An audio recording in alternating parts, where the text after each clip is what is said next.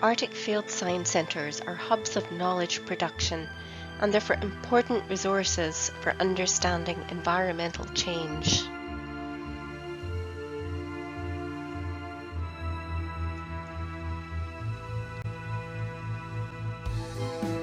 Their development is embedded in a deep history of exploration, colonialism, resource extraction, international security, post-colonial battles for self-determination, the growing awareness of climate change, a growing international cooperation and globalization, and the push for sustainable development.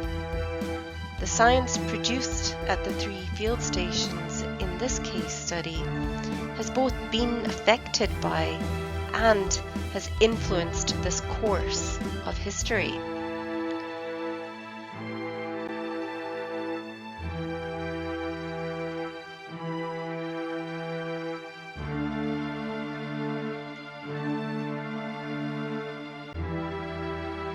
Interest in the Arctic from strategic and sustainable development perspectives is driven largely by increasing accessibility as the spatial and temporal extent of Arctic sea ice has diminished.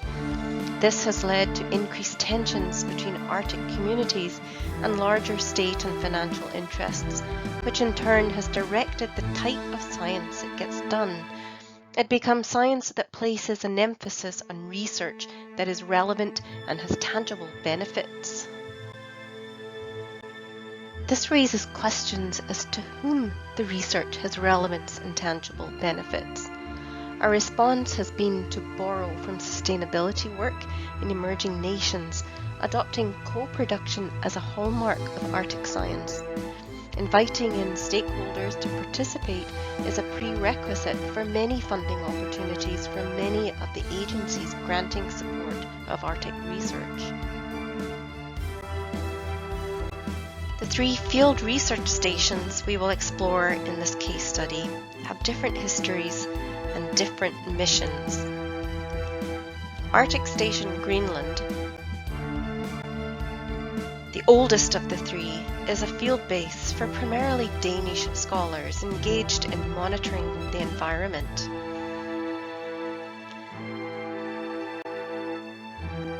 Nunavut Research Institute, the newest of the 3, serves mostly Canadian researchers from large universities in southern cities investigating natural, social, and health sciences.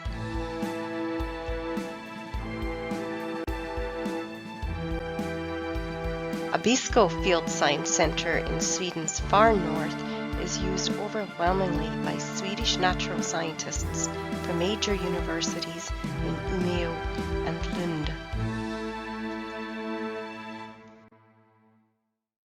All 3, however, have played an important role as sites for long-term environmental monitoring, producing research that has improved our understanding of the local and regional impacts of global processes. The data and results produced are mined by an international and global class of knowledge brokers. The demand for co-produced knowledge and stakeholder involvement has shaped the research into more relevant knowledge.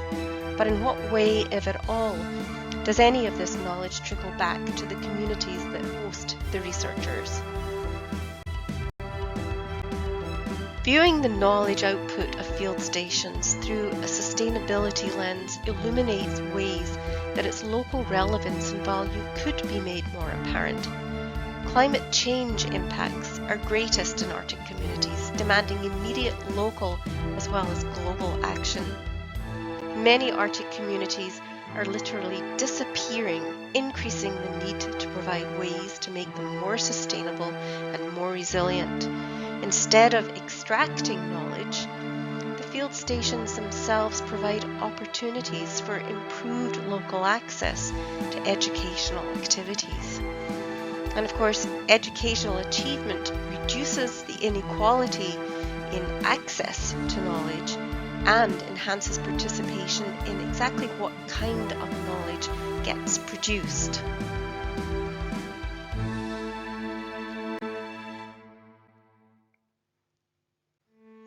The Just North project seeks to find just solutions for the effects of global change and to enable sustainable Arctic livelihoods and communities.